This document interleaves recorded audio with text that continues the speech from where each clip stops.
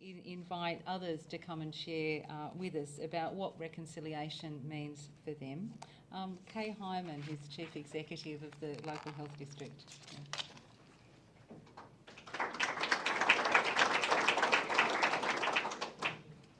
Thanks very much, Kim, and thank you enormously, Uncle Harold. That was just a fantastic story. So what I'd like to do is just tell you a very short story, really about how I met my husband, which you'd think is an unusual topic given that we're talking about Reconciliation Week. But I was brought up in New Zealand. I did have some of my childhood in Australia, but not really much that I can remember, and certainly nothing where I have any memories of any contact at all with members of the Aboriginal community. So I grew up in New Zealand, and my best girlfriend when I was growing up, we lived, 100 metres away from one another, and I think every weekend I either stayed at her house or she stayed at mine, and we were absolutely inseparable. When we left school, we took slightly different paths, and I went to university and did other things, and she worked in a bank, and not long after she'd been working in a bank, had the opportunity to transfer to Australia. And she took that, and she happened to have some family members that lived around Sydney, although very much to the south of Sydney. So she was coming to somewhere familiar, but she was definitely going to live independently. And like most young New Zealanders that come to Australia, surprise, surprise, she lived around the Bondi area. And she worked there, and Uncle Harold, you talked about love, and of course not long after she'd been here she made a group of friends, and then very shortly thereafter she found somebody that she fell in love with. And she was writing home because way back in these dark ages, some 30 odd years ago, you didn't ring home all that often because it was quite expensive. You didn't have Skype, you didn't have email, so you actually had to sit down and use a pen and a piece of paper, and you had to write a letter. So her letters home started mentioning this person by the name of Ross, and then they started mentioning the fact that he was a little bit older than she was, and anyway, this occasioned a phone call from Mother, because Mother was now getting a little concerned about what was happening to her daughter, who'd fallen in love with an older man. And so Mother had the phone call, and in fact Mother thought perhaps it was time that she started to come across and consider a visit. So the phone call heightened her concerns even more, because not only was he older, but he'd been married before. And my girlfriend, although not a strong Catholic family, was a Catholic family, and there was still a bit of concern about, somebody who'd been married before. So this was all getting extremely concerning. And so my girlfriend's mother rang her family members, living in other parts of Sydney, and said, "Have you seen Elizabeth? Do you know what's going on? You better go and visit."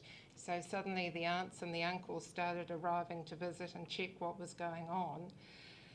Anyway, this all took some time, and of course things went down a path that they did. And anyway, her mother came across, and she met Ross, who she thought was an entirely wonderful chap, and very happy for her daughter to be in love with him. But she was somewhat stunned when she spoke to other members of her family, because they said, "Well, he's older," and she said, "Yes, I know that," and "Yes, he's been divorced," and "Yes, I know that, but he's Aboriginal." And she said, "So?" It didn't matter. And it was, of the three things that the rest of the family were concerned about, it was the one thing that they thought would be of most import.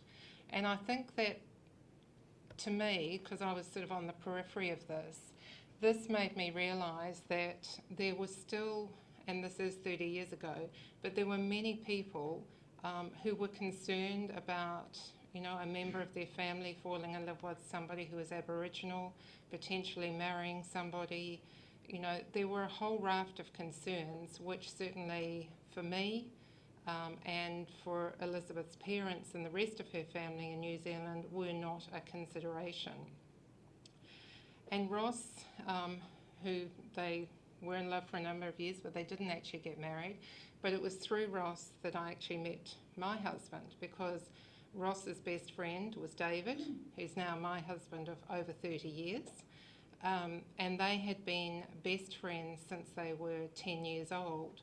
And Ross had come to live in Bondi, which was also where my husband came from, when his mother, who had 6 children, had married a man from Scotland. So a lot of Scottish men like those Aboriginal women, I think, when she lived up near Kempsey. And he had been from Scotland and for some reason I can't remember had gone to the Kempsey area, fallen in love with Ross's mother, who had 6 children of varying ages, and her husband had died some years previous. They married and lived in Bondi, but they'd only actually been there 2 or 3 years when sadly her husband died again, and so she was in Bondi in a house that they owned freehold, which was quite unusual because at that time Bondi wasn't a particularly wealthy place, and most of the people that lived in the street that they lived in were still paying off their houses and still struggling, and big families were quite normal in very small houses. So in fact this Aboriginal lady and her 6 children lived in the biggest house in the street, so they were quite an unusual family for that area. And Ross and my husband David were best friends through school. I think they spent more time out of school classes than they did in, but they were certainly best friends through school. And one of the things that Ross's mother did to earn money when she was here, she was the first female taxi driver in Sydney.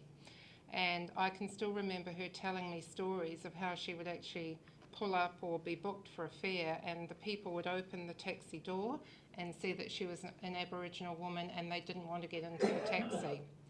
So that sort of hurt me quite deeply for her to think that that's what she'd lived through. Ross also got a taxi licence, and one of the things that my husband did when he was at university was drive that taxi around Sydney a large number of Saturday nights and weekends, and there are a whole raft of stories that I could tell you, but now is not the right time to tell you all those stories about what they saw and what they did in that taxi. I'm surprised they actually made any money at all, but they had a wonderful time. So that is really the extent of my connection with Aboriginal people and Aboriginal culture until returning to Australia some 3.5 years ago now. And what I want and desire for this local health district is that we have a place where every member of our community, but particularly those members of our Aboriginal and Torres Strait Islander community, feel welcome, feel valued, and feel that they are looked after as people, not just a number, so that we actually have care and compassion for everyone that we treat and look after and support. And that's my absolute passion and strong desire. Thank you.